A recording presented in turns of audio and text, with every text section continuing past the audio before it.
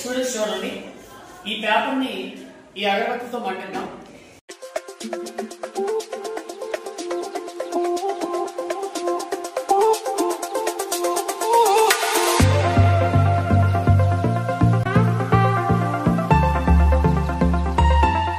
చాలా వేగంగా మండింది, రెండు సమాన భాగాలుగా కట్ అయింది.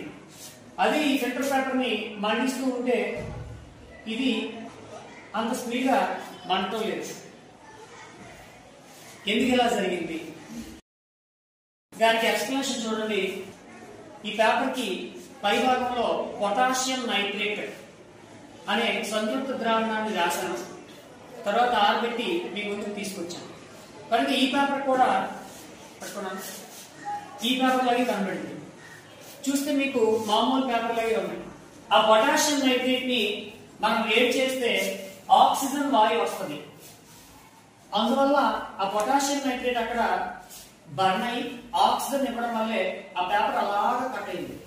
సో పొటాషియం నైట్రేట్ మనం వేడి చేస్తే ఆక్సిజన్ వాయువు వస్తుంది. ఈ చర్యను కెమికల్ డికంపోజిషన్, రసాయన వియోగం అని పిలుస్తాం.